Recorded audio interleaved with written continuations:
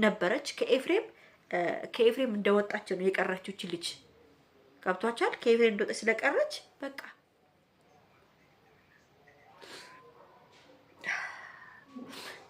እሺ ሄርሜላ የታለች? ሄርሜላ የት ነው ያለችው? እሺ እናንተ ምንም ካላወቃችሁ ያ ሁሉ ዛቻ ያ ሁሉ ነገር አድርጋችሁ እሺ ሄርሜላ የት ነው ያለችው? እሺ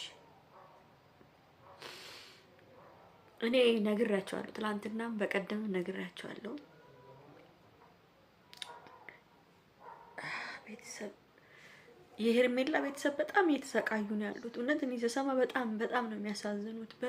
በጣም እዚህ ሚዲያ ላይ እናትየውም ሆነ ማንኛውም ሰው መውጣት አይፈልጉም። እዚህ ጋር ገብቷቸዋል። ከዛች ከቷ በስተቀር ማለት ነው ከወንድሟ በስተቀር የሄርሜላ እናትም ሆኑ አባትም አያቷም በጣም ስቃይ ላይ ነው ያሉት። ቪዲዮ ላይ መውጣት እንደማይፈልጉ ነው የሰማሁት። እቺ ልጅ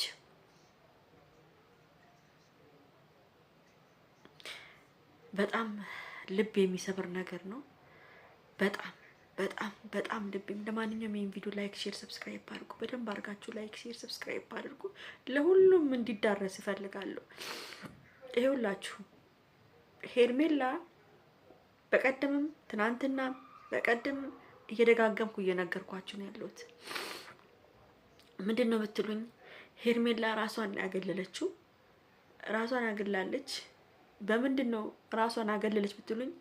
በዛቻ ቤተሰብሽን እናጠፋብሻለን፣ አንቺን እናጠፋሻለን፣ አብርሃንም አታገኙም፣ ከአብርሃም ካልራቅሽ በጣም ብዙ ዛቻዎች ነው እንጂ ለሚደርስባት ባለፈውም ስትናገር ነበረ ሁሉን ነገር ማለት ነው።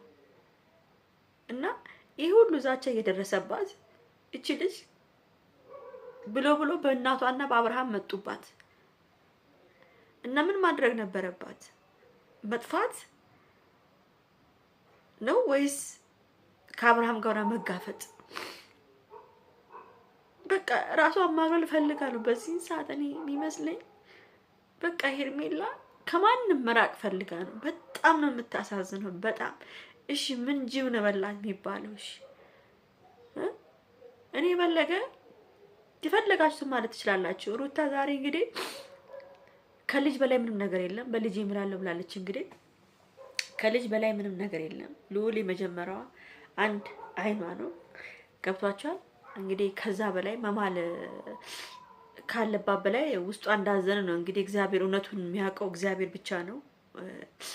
አንዳንዴም ሰውን ለማሳመን ስትሉ ይሆን ነገር ልትናገሩ ትችላላችሁ። ግን እኛ የቀላችንን ነው እንጂ እንደዚህ መጥፋቷ እንደዚህ መሆኗን እኛ አላወቅንም። ማለት ምን ማለት ነው? ቤተሰብ እኔ ያልገባኝ ነገር እኛ እኮ ለቀል ብለን ነው። እንዴት ነው የሰው ልጅ ጠፋ ተብሎ ከ5 ከ6 ቀን በላይ አብርሃም እየፈለገ ቤተሰቦቿ እያለቀሱ እህቷ ደምባ በዚህ ጋር እያለቀሰች እንዴት ነው እኛ እየቀለድን ነው?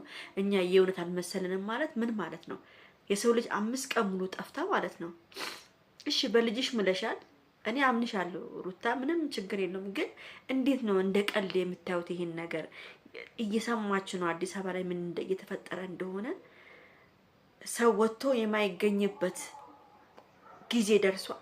እንዴት ነው ሰው ይሄ ሁሉ ቀን ጠፍታለች ተብሎ አህኛ እየቀለድን የጠፋ እንደዚህ አልመሰለንም ማለት ምን ማለት ነው? በጣም ከባድ ነው ቤተሰብ። በጣም እኔ እግዚአብሔርን ለሄርሜላ በጣም አንጀቴ እያረ ነው። አሁን ይኸውላችሁ ዛሬ 13 ቀን ሆነ ቲክቶክ ዩቲዩብ ላይ ከተለቀቀ ቪዲዮ ማለት ነው። እና ዩቲዩብንም ሀክ እንዳያረጓት ፈራለሁ ከዚህ በኋላ። እና ደግሞ አቤልንም አናግሬዋለሁ ቤተሰብ። አቤልን በጣም እንዳዘነ ቤተሰቦቿ እያዘኑ እንደሆነ ነው። አቤል ስልኩ አግኝቼ ነበረ፣ ተቀብዬ ደውዬለት ነበረ። በትክክል ያናገረኝ በጣም ጥሩ ልጅ ነው አቤል። ከእግዚአብሔር ጋር እናገኛለን ብለዋል።